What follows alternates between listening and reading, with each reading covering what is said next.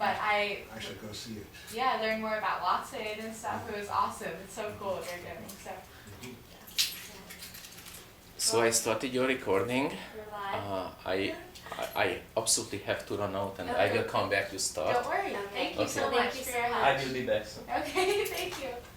So we just had a few brief questions, mostly about the history of what you've done, and we'd like to know your opinion on a couple of things. And then we have some very short questions that follow that kind of go in the format with what our project is that we're working on, which is based off of a column called Humans of New York. Say that again? It's based off of a column called Humans of New York. Humans of New York? Yeah, I don't know if you're familiar And with what? it. Where's the column? It's in, is it part of the New York Times? So what they do is, it's like a huge Instagram account. Are you? I don't know if you're familiar with it at I all. read the New York Times. Yeah, yeah. I don't have anything to So- do with this digital, except to read it on the web. So on Instagram, Humans of New York has millions and millions of followers. And basically what they do is they take photos of people around New York City and try to tell their story. Okay. And try to I know the capture- StoryCorps, that's on public radio. Yeah, kinda Probably like that. Very Yeah. similar. Yeah, very That's similar.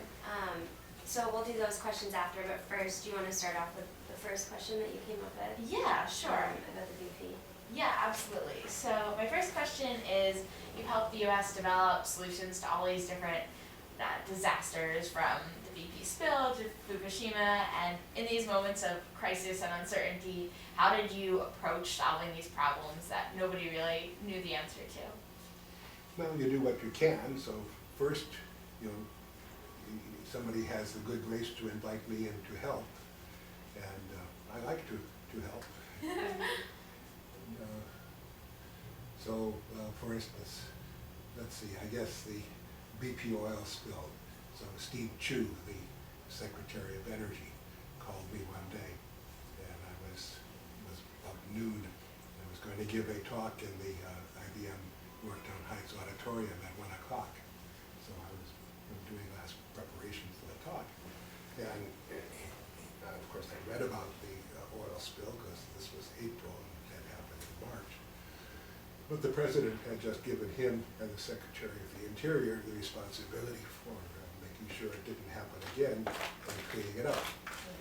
And he wanted me to be in Houston for a 6 a.m. meeting the next morning.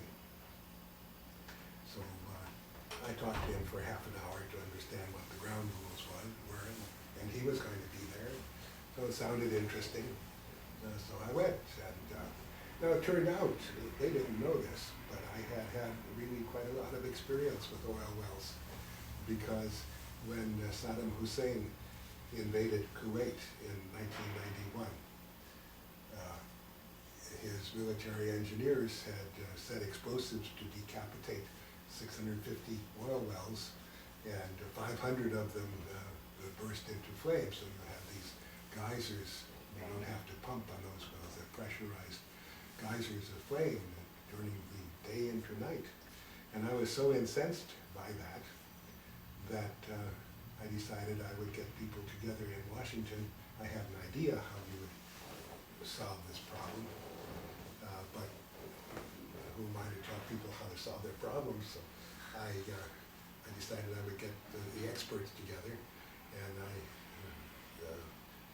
got people's fax numbers and called people on the phone who were closer to the oil industry.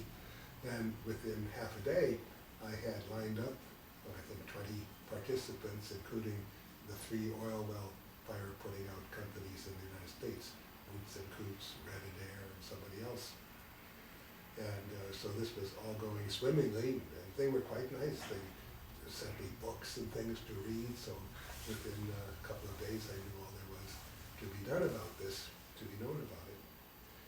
And then it occurred to me that here I called all those people, and I didn't promise to pay their travel, but I would be responsible for paying their hotel, maybe, or the meeting room.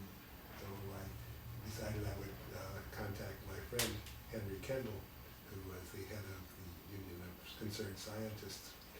And fortunately, I said, the way I was dealing with these people who didn't know me, the others, was to send them a fax and then ask them to call me after they had read the fax. And that really worked. So sent Henry a fax. It turned out he was at a meeting of the board of the Union of Concerned Scientists, and next to him was sitting Adele Simmons, who was head of the MacArthur Foundation. And so he passed her the letter, and she said, "Sure, we can have a director's grant, $25,000 to pay the expenses." That's convenient. So, I was going to, my idea was to have a crane with a long, heavy, 10-ton or so steel needle, maybe 10 inches in diameter at its base and a couple inches at its tip, that you would lift up above the oil well in the stream and then gradually lower it so that it would be a tapered stopper in the end of the pipe. And even though the pipe is hard as steel and so on, there's enough pressure to deform the end of the pipe. Now, it might not work on every one of them, so that was my approach. But then people were worried that Saddam Hussein had, engineers had set anti-personnel mines or whatever to protect, to keep people from, there weren't any of those. But people came and talked about that, and how you would clear the non-existent anti-personnel mines. And other people came, and they had good ideas. Some of them said, well, we'll bring jet engines mounted on skids and blow out the fires, and then take care of it after the fire is out. And others poured liquid nitrogen on it. So instead of taking 6 years, which is what the expert opinion was, I wrote a paper with Henry Kendall, published it in Nature magazine in September, I think it was, and all the oil well fires were out, and the oil wells closed off at that time. Wow. So 6 months instead of 6 years. That's That's amazing. amazing. We had Kuwait Petroleum come to our meeting, and they said afterwards that the one country from whom they didn't get crazy ideas was the United States, because all of them had been ventilated at this meeting, and they were launched on a proper path. So it really worked very well. And but you have to work with other people for the most part. There's some things that you can do by yourself. Now on the so the BP oil spill. Okay, so people didn't know I'd been involved in it. But when we got to Houston, and also they had all these underwater robots that you could see clustering around the wellhead. Well, I had been head of the anti-submarine warfare panel for the President's Science Advisory Committee, so I knew about a lot of this technology and was able to help people understand it better. And then we had, it turned out Steve Chu, the Secretary of Energy, insisted on his continued and highly detailed participation. And this was the only meeting I went to. I was on telephone calls for hours every day for months afterwards, as we were trying to understand the characteristics of the reservoir, what the flow rate was.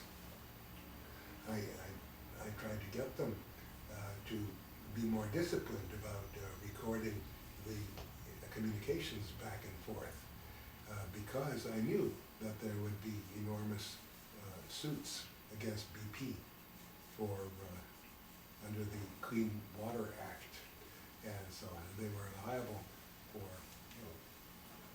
$1,000 a barrel in some circumstances, and $100 a barrel depending on their culpability. And we had to find out how many barrels there were, but this was a low priority, and people would tend to say, well, we just do everything we can to shut it off as much as possible. And I kept saying, but we got to know how many there are. And it turned out that the government really didn't want to know, and BP didn't want to know. But we found out. Makes sense. So we had means, using little pressure gauges when you put a hat down over the well, even though it didn't shut off the leak. But now you had all the oil flowing out through a pipe of known size. It's very interesting, because here you are a mile down in the water, and the methane that's coming out with the oil forms methane hydrate. which is a solid, it's just like ice. Mhm. And so BP knew all about that, but they didn't take it into consideration. They have such hubris Yeah. that they feel that go ahead, if they make a mistake, they'll fix it, they'll do something else. But you can make terrible mistakes. Yeah. Clearly. So we try to keep them from doing that. That makes a lot of sense. Yeah. So, and then the Fukushima, so Steve Chu had that experience, and when Fukushima happened, he called a few of us, just 2 or 3 outside people, because the Department of Energy had a lot of expertise inside. Maybe a couple dozen people were on those conference calls. So I just try to learn, and then I have ideas and I talk to people. I do analyses and try to persuade people of what to do or what won't work. Right. But very often, though, people want to analyze every possible approach because that's economically. So first, you should know everything, and then you should choose. But there's a big cost of delay, and sometimes, as with building the first hydrogen bomb, if I hadn't been involved, it would have been done, but it would have taken a year or 2 longer, probably, and probably they would have done a better job. But Right. No, that makes a lot of So sense. innovative thinking and working together. I'm saying it. I said innovative thinking and just working together. It's interesting. Yeah, well, not so innovative. You, as much as possible, you bring in something that has been done elsewhere. Mm-hmm. So yes, innovation in the field, and so at IBM for years, I tried to get people to reward innovation rather than just invention. IBM had invention awards for patents and whatnot. Right. But very often, just bringing in best practices from outside is more important than an invention. Yeah. Yeah, so interesting. Should we move to the next Yeah, question? or- yeah. So we were curious, how necessary do you think it is for the U.S. to continue to invest financially in nuclear research and weapons development at this point? Well, I think we have to maintain our nuclear weapons. We should have a lot fewer than nuclear weapons, independent of how many other people have. So I would like to see us have 1,000 nuclear weapons in the near term. And we should just keep remanufacturing the ones we have, even though they may not be the optimum size, weight, or whatever. But to make optimum weapons is a big upfront cost. And to maintain the old weapons and the delivery systems that go with them is not a bad idea. So my friend Harold Agnew, who was head of Los Alamos for 10 years after Bradbury, so from 1970 until 79 or so, although he and I were not on the same side of some of these problems, he said you should never put a weapon into the stockpile that hasn't been tested. And so since we're not testing since 1992, which is 22 years, he wouldn't put a new design weapon into the stockpile. The delivery systems are much more accurate than they were expected to be. And with this, shock wave pressure effect of nuclear weapons, if you're 5 times closer, because the weapon delivery system is 5 times more accurate, you can use a yield which is 5 cubed, 125 times less, and have the same overpressure. So if your purpose is to destroy a silo on the ground where somebody else's missile sits, and you can get 5 times closer than was expected, then you only really to use the primary explosion and not the entire nuclear weapons. The primaries are a few kilotons. The entire yield is hundreds of kilotons. But don't build a weapon that has only the primary, because we've got the other one, and cost you more to build a new one than to use the old one. Right. So yes, we should spend less money than we do now, and we should not build new kinds of weapons. So it's hard to resist, and we should not try to rationalize the system. Right. So this sort of ties into our next question, which was about the continued development of nuclear weapons. Do you think that it's important to still do research into creating the most powerful nuclear weapon, like always looking for the next best thing? Do you think that that's something No, we shouldn't do that. we shouldn't do that? No, our nuclear weapons are plenty good. And we should do some thinking about what other people might be doing with nuclear weapons. There are effects that we don't plan on using that might be used against us, like high altitude electromagnetic pulse. And we worked on such things, we know a lot about it. And we ought to take non-nuclear measures to harden the US society against such things, and to have warning systems set up. So if one of these explosions takes place, we know absolutely what it was and where it was. And once in planning to do that, we will also plan to reduce the impact. But no, we don't need new kinds of new effects. Interesting. That makes sense. So my next question is, I know we talked about this in class, do you think nuclear weapons should be criminalized, either through like the UN or on a global scale? I'm not in favor of criminalizing them, but if the people of the world, through their democratic processes, do that, it's up to them. It would cause a lot of problems because if that was done, then first of all, how would it be done? It can't be done through the United Nations with the United States as a permanent member of the Security Council with veto power. It might be done the way we have the anti-personnel landmine ban, the Ottawa Agreement, which the United States is not a signatory. And I know a lot about that because I chaired the advisory committee to the president in the Department of State on arms control and non-proliferation. And Ottawa is an emotional treaty. It was set up in order to prevent humanitarian disaster from landmines that persist long after wars are over.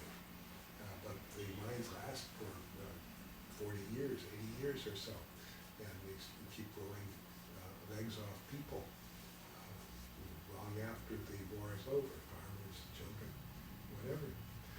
But the better solution to that, you've got a problem now with the things that are in the ground and or on the ground, and Ottawa doesn't do anything about that. But for the future, the better solution is to have self-destroying, self-deactivating mines. And all of the US landmines are now like that. So Ottawa doesn't handle or criminalize or in any way regulate anti-vehicular mines. And we had a substitute treaty that we had proposed which would have all mines be self-destructive and self-deactivating, both anti-vehicular and anti-personnel. But we lost out, and I think that even the Bush administration, which was sort of favorable to this treaty, didn't manage to push it through.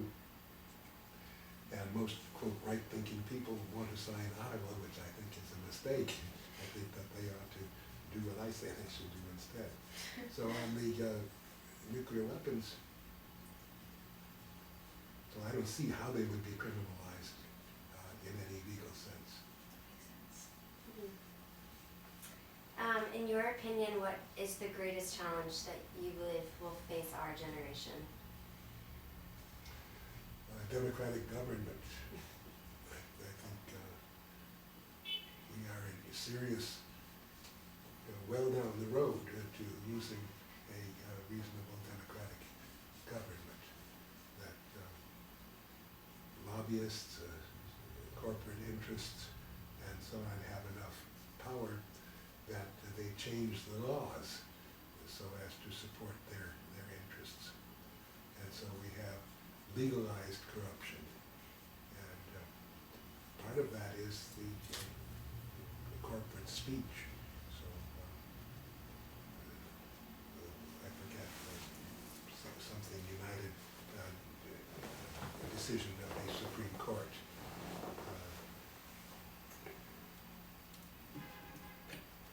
that says that you can't limit the amount that's spent on campaigns by companies. Mhm. And because they are persons, they are legal persons and they can speak like everybody else. Well, I don't think that in the law that makes a corporation a person, I don't think that means that they have the same speech rights as human beings. There are many other examples. For instance, the Affordable Care Act. Well, the president wanted to revolutionize health care. And they ended up in kind of universalizing insurance rather than health care. And that's really very different. I have a paper on my website from 1968 when I was on the National Commission on Health, Manpower, New Technologies panel. And it's a model of healthcare, of electronic medical records, of compilation of information, and things like that. Which is what people are now trying to do. In fact, I pointed out to some people a few years ago, they said, well, all we really need to do is to put a new cover on it. But in fact, of course, now we have information systems. His title was, Can Information Handling Systems Revolutionize Health or Help with Health Technology or something? That's amazing that you wrote that all the way back then. That's so Yeah. forward thinking, yeah. But no, seriously, so something you want to elect somebody, you want them to do something like, but it all gets perverted by the time it gets made into law. Right. And of course, one of the bad aspects is that the legislations all have fancy titles like the Jobs Preservation or whatever Act, or in the 1980s, the Employees Retirement and something Security Act, which wasn't that at all. It was really eliminating the requirement for corporations to put money into the retirement funds, or allowing them to take money out that was excess to the expectation of what the value of the fund would be, taking into account very optimistic interest rates. So a lot of companies took their money out and retirement funds are not properly funded. Right. But many problems that way. So they're public interest organizations. Of course, they also have many of them misleading names. So they are really Yeah, that's an excellent point. Yeah. How do you recommend or suggest we deal with that or try to fight against that? Well, first you have to talk about it among yourselves and compare. During the 1968 student unrest here and elsewhere, our older son was graduating Stanford and then Columbia, rather late I think in the student unrest, had a virulent case of it where the students occupied buildings. And I've been a member of the Jason group of consultants to the government, the Defense Department. But so were Professor Ruderman, who's still here, and Henry Foley, and somebody else. And the students were very active against these people and picketed their homes on the sidewalks and whatnot. And so as a result, there were modifications of the governance of Columbia University. One of the results was that I spoke, I was an adjunct professor, and so I was elected by the dissidents actually to help represent them, because I was not a normal faculty member, I was a junior faculty professor. And I explained to them that I was a member of Jason, and they probably didn't really want to do this. But I had sensible things to say about governance. So some people have to be involved politically. Some people have to be pro bono lawyers. I think that's really very important. And interns and staff members at think tanks. And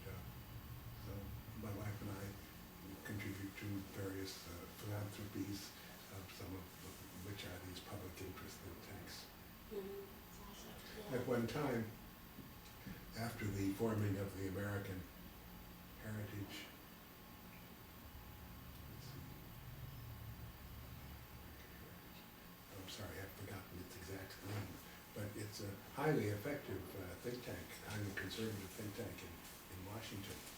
And its trademark really is to look at legislation and have, within a few days, a young staff member write up something. It's not the American Heritage, it's the Heritage something Foundation, maybe, Heritage Foundation in Washington. And so with Kurt Gottfried, a physicist at Cornell, he and I talked about forming a, I guess you would call it liberal, but a scientifically oriented think tank that would do the same, would have a rapid response capability. We talked to people in the Ford Foundation, George Bundy. We talked with the head of MIT, who had been President Kennedy's science advisor, Jerome Wiesner. And he said, well, which one of you is going to put his job to do this? Neither one of us was about to do it. So it never happened. Yeah. And that's really, those are good suggestions. Yeah. That's good to hear your advice on that. So I think we're about ready to head into the questions that are kind of more general. The humans of New York, humans of mass destruction, I think is what we're going to call it, questions. But would you mind if we just move the camera so it was just on you for these ones? Go ahead. It'll more be, I think, you telling stories, so I don't think we're as important. But we're not really important, the first one either. But okay. Yeah, you said it. That is awesome. Thank you so much. Woo. It's okay. So while she's setting it, who people get involved with these think tanks? Who do they filter for expertise? Well, Or who? mostly activists. That is, the Heritage Foundation brings in people from Dartmouth, and they have a large conservative population somehow. And the students are pretty well trained to do research and exposition, and they're told to go ahead and you know what Heritage is interested in. The head of the Heritage Foundation now is a frequent contributor. That one's sliding over there. Thank you. Frequent contributor to the New York Times op-ed page. You should turn it a little bit, and it's slightly skewed. I think it's. You can do the orientation. Okay, that's all right. Is that okay? I think Yes, that's, you look pretty good in the thing. Yeah, that's what counts. The orientation adjustment, it happens at the top. Okay. Yeah, it's. You get changes in orientation at the bottom. See? Yeah. Thank you. Richard is too You- experienced Yeah, with so cameras. nice. Did you write a paper on this? Oh my god, thank you. We can eliminate those two. I think Yeah, yeah. those So are the- 5, I think. I agree. Good. Perfect. Okay. Back to Okay. you. So, These can be as brief or as elaborated as you want them to be, so. yes. You want to go first? You go first. Sure. I don't have them written down, but what has been your, Tell me which of you is which. I'm Marielle, and I'm Sarah. Sarah, Yes. all right. Go ahead. what has been your proudest accomplishment?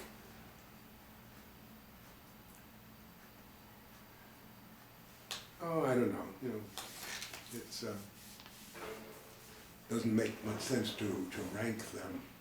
And you say accomplishment, so I can't take credit for children or whatever. But maybe the experiment that was done here at the Columbia University cyclotron with Leon Letterman in 1957, where we demonstrated the non-conservation of parity, that is, the fact that the world is such that the mirror image of the world doesn't reflect the world itself. It doesn't evolve the same way when you include the weak interactions, in this case, the pi mesons and the mu mesons that decay into electrons. And that was fun because it just took 4 days, most of which time the cyclotron wasn't even operating, But there was a lot of preparation in the sense that in the previous decade, I had created a whole system of electronics at the University of Chicago, and counting system, light pipes, so it was really very convenient, and that was used every place, including here. And I had brought actually a anti-coincidence analyzer from Chicago because I liked it so much. I had the electronics shop there make a spare unit that I gave to the cyclotron folks. So that was already working when we took over Leon's graduate student's experiment on Friday night. So that was Awesome. fun, good. It's great. So our second question is, what was the hardest decision you ever had to make?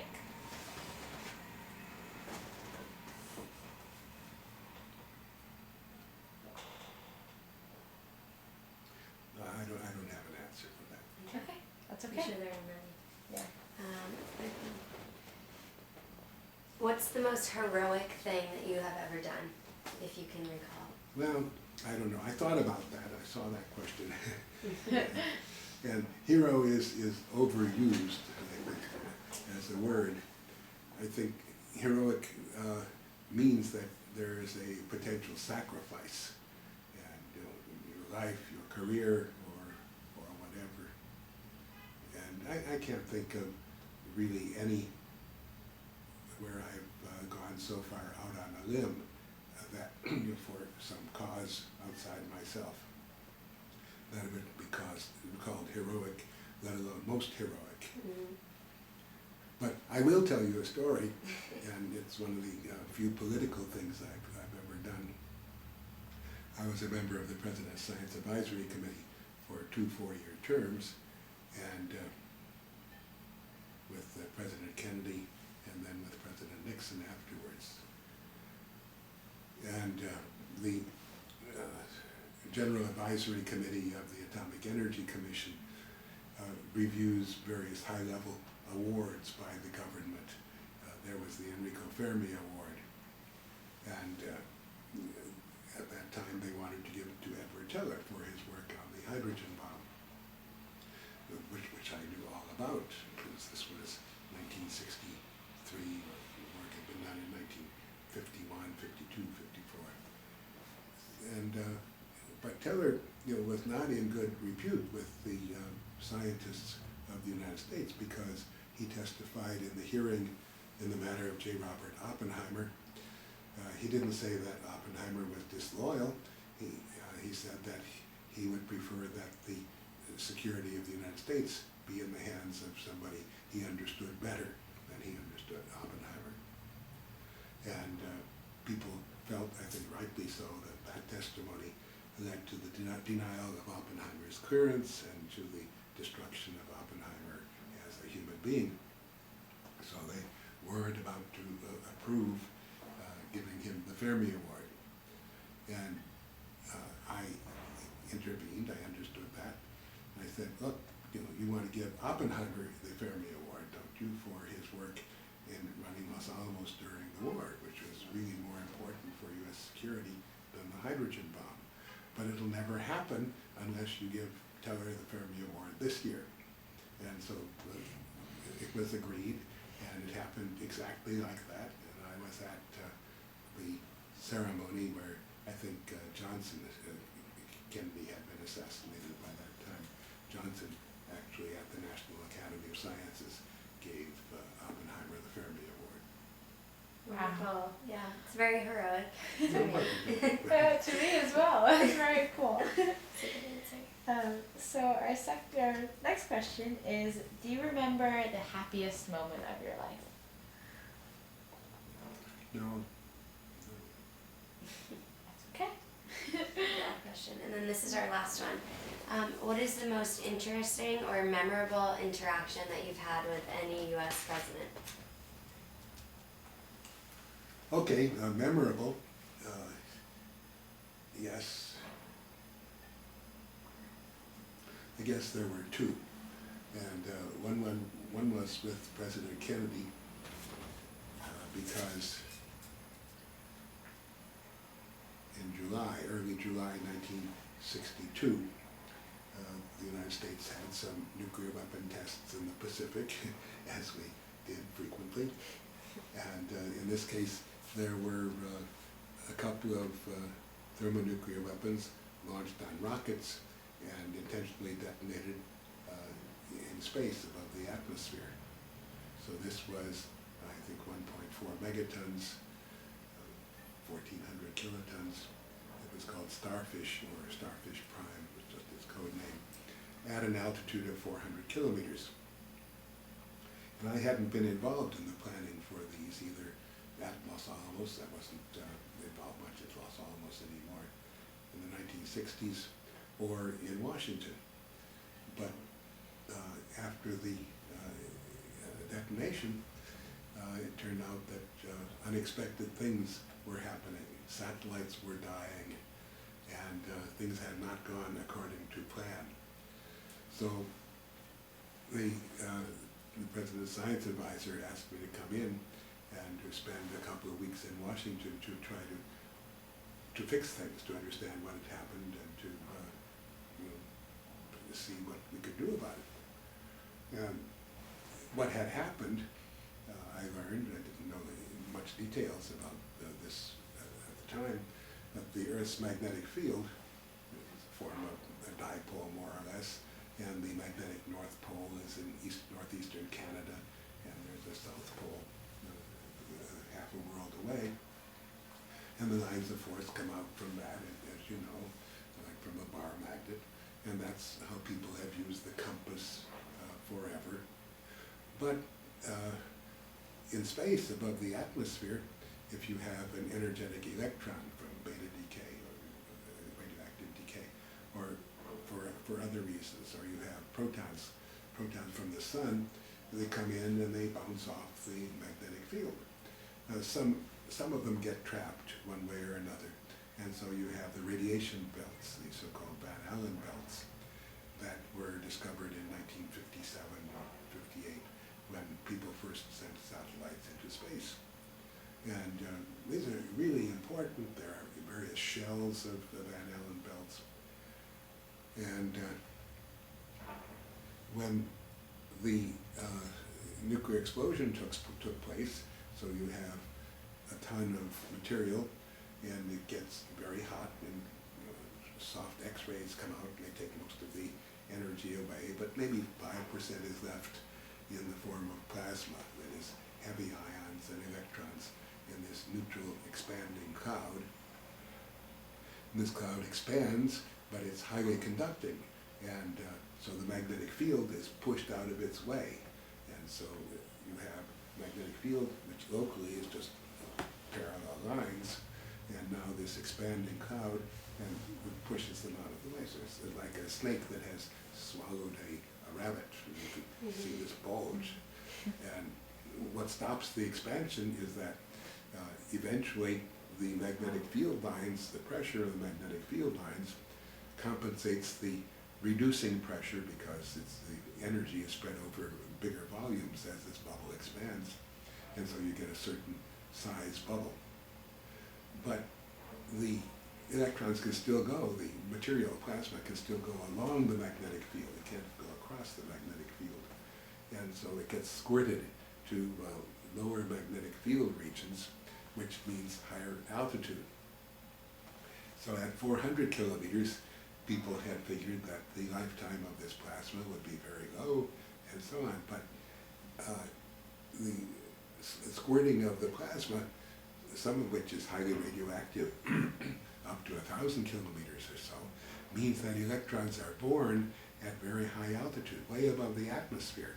And so they spiral along the lines of force to the other side of the world, where the magnetic field intensifies because it's going to the other end of the magnet, and then they spiral back, and they're trapped there permanently. And now here President Kennedy has said we're going to send a man to the moon and bring him back safely by the end of the decade, that is by the end of the 1960s, and now we have these enormously intense radiation belts. That means that you can't send the Apollo spacecraft through the Van Allen belts anymore, because because they are pumped up with these high energy electrons. So I had been talking with people, Carl McElwain from the University of California at San Diego, learning about the L shells and angular momentum shells corresponding to these different belts, and to the satellite manufacturers, Bell Labs and so on, which had a satellite that was dying. 7 satellites died. And learning about the South Atlantic anomaly, which is where the magnetic field lines dip low because, I don't know if there's some ore body there or whatever, but for low altitude spacecraft like the space station or the Sputniks or whatever, most of the radiation dose to the astronauts or cosmonauts comes when the satellite is going through. So the satellites go around the world, and the world turns under them once a day. And so as the South Atlantic anomaly moves to intersect the satellite orbit, every 90 minutes it goes around, the radiation dose goes up, the normal radiation dose goes up, and also the radiation dose from the enhanced electron population. So we were worried.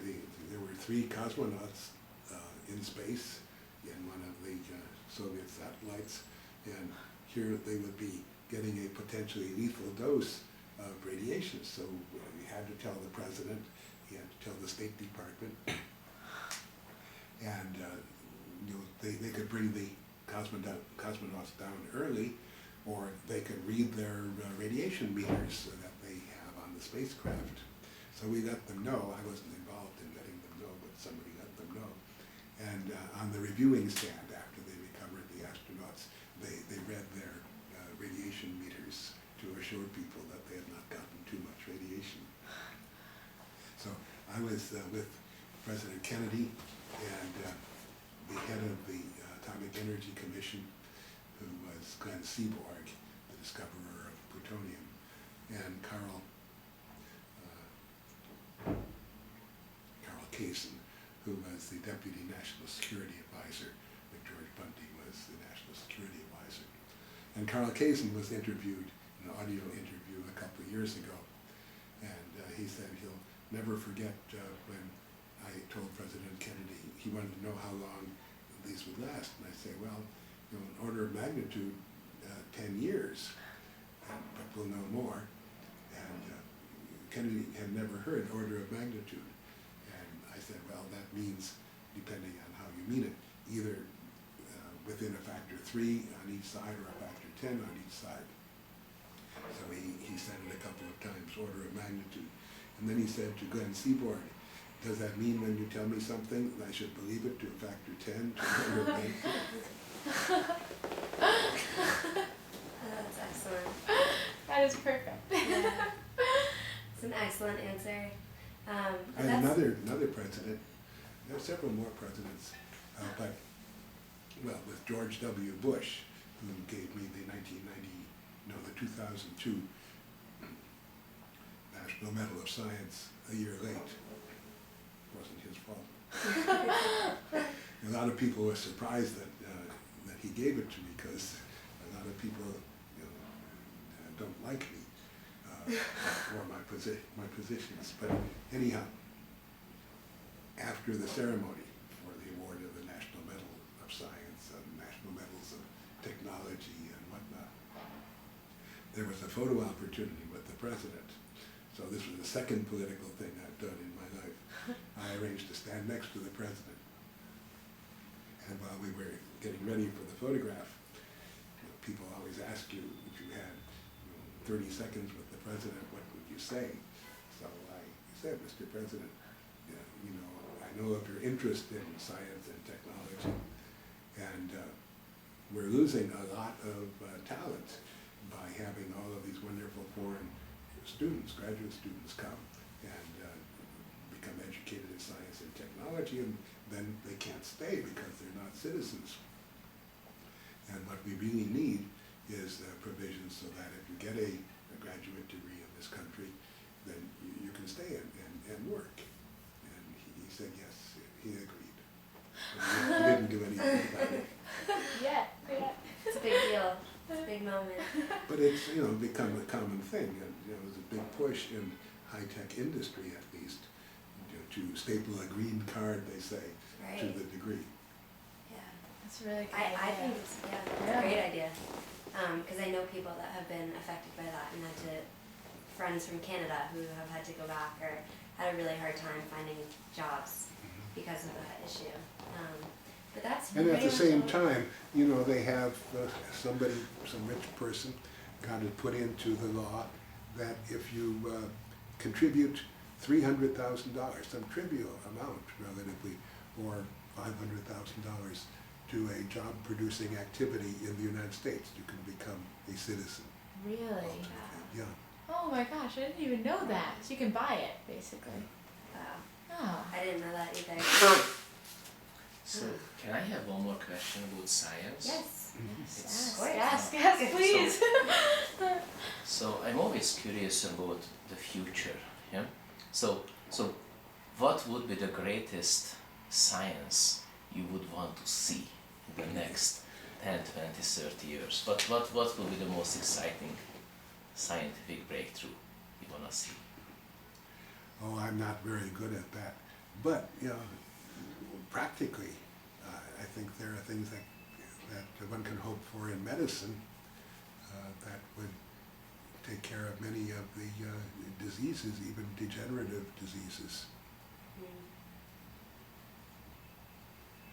And, you know, the society has a terrible problem with Alzheimer's disease, which costs hundreds of billions of dollars and is increasing very rapidly. And, you know, people think they have an idea of what is involved, what is the cause and what is the consequence is not clear in these beta amyloid plaques. But a lot of things need more work. We need more epidemiological work. You know, previously, Medicaid was forbidden from gathering information that might help to improve health care. And now, in the Affordable Care Act, there's a provision that allows them to do that. And it's become very useful. There's much more to be done there. But science, it's very hard to predict what can happen or even to ask for it. And yet there are all kinds of things that people don't know until somebody thinks of it. For instance, radio waves.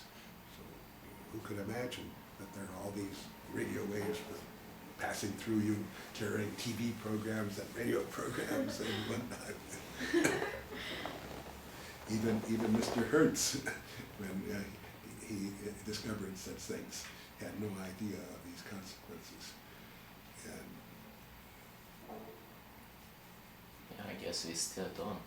Yeah. So cell phone technology goes to very interesting places. say it again. Cell phone technology goes to very interesting places. Yeah. Driving clocks.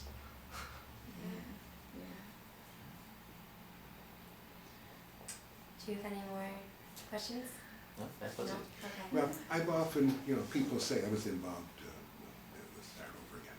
I was involved in the GPS, the Navigation Satellite Program. I was head of the military aircraft panel of the President's Science Advisory Committee. And I had maybe a dozen people from around the country. Maybe 4 of them were PSAC members, and 8 of them were just experts. Renee Miller, who was an aero-elastic engineer from MIT, and Al Flax, who was a control system person, and some others who were, you know, in different aspects of military aviation. And so we would meet 2 whole days every month in the what's called the Eisenhower Executive Office Building, where I now have an office. I work part-time for the Office of Science and Technology Policy.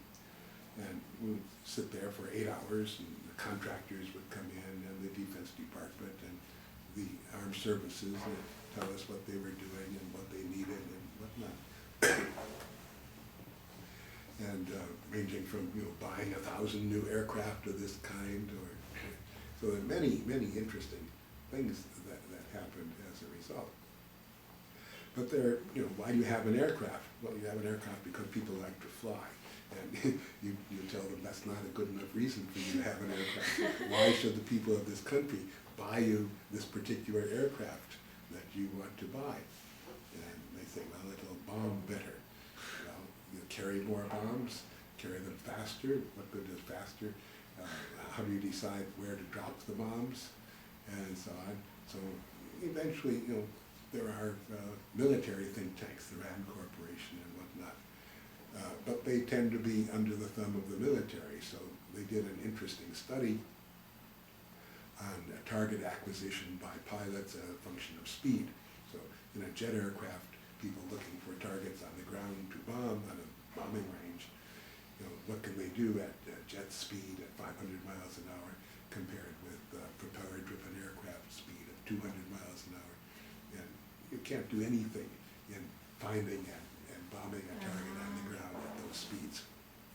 That's interesting. So we decided that really all of the bombing that was effective took place by assigned targets, separate reconnaissance systems from the delivery systems. And once you do that, A, you don't have to have people on the delivery system. B, you want to have a common grid in which you very accurately position the things that you find. And you want to have bombs or projectiles that will go very accurately to the point in that common grid. So you separate the weapon delivery from the target acquisition and identification functions. And so we were big fans of drone aircraft at a time when the Air Force would always see the Army developing some drone observation system and say in the roles and missions that belongs to the Air Force, and they would take it over and they would kill the program. So clearly the way to do the navigation was through navigation satellites. It is sort of bizarre. You got these things that are 22,000 miles away, and yet you wanted to use them to navigate to 1 foot accuracy. 22,000 miles, 100 million feet, so one in 100 million.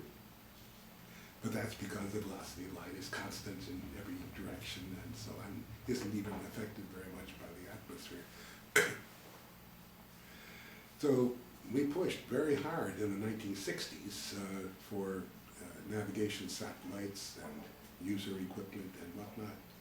And we had a TRW company, a helpful engineer there, work out for us a bottom-up approach, about $1,000 for a receiver computer. And the military thought enough of this threat to their existing way of doing business that they had the Institute for Defense Analyses look at this claim, and ID8 didn't look at a bottom-up how much it would actually cost. They just said, well, if we're going to get this accuracy and we're going to get this repeat fixed time, how long it takes to determine, then we have a lot of other systems with which we have experience, and this is more accurate, this is faster fixed time, and so it'll be $250,000, it won't be $1,000. But that was just, generic, without looking at all as to how you would really do it. We knew how we would do it. And any other way might be better. There might be a better way, but you have to say that the way you want to do it won't work. And when we raised this argument, they said, well, when you get a system, a program in the government to do it, and it may not work the first way, and then you've got another way that they try. And so to fall back on this routine, this metric that we use, that's just wrong.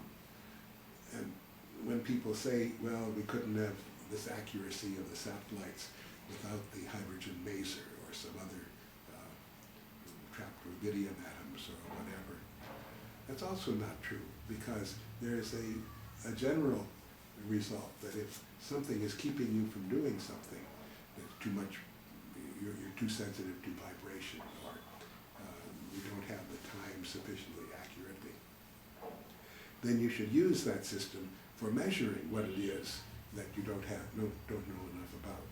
Now, how do you do that? Well, if you don't have good timing atomic clocks in the satellites, then you just put on the ground a repeater, something that sends back the satellite system signal, or it doesn't even need to do that. It just determines where it is, assuming that the satellites are broadcasting the right time, and then this whole set of ground stations corrects by solving for the few parameters, one time offset each for each satellite. And so there are 24 satellites, 24 free parameters, many, many, many observations.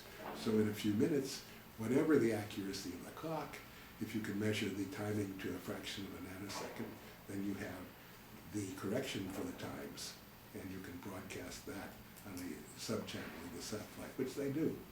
So you could have done it without the hydrogen maser, without the trapped atom clocks, and so on, and had it a lot sooner. Oh, interesting. Okay, you have enough? Yes, thank you Okay. so, Yeah, I so know. much Thank for you all so of your much. time. I really appreciate it. This Oh, was that's such a great So opportunity. don't do that as people of mass destruction. No. We were just, this class is like, we were just saying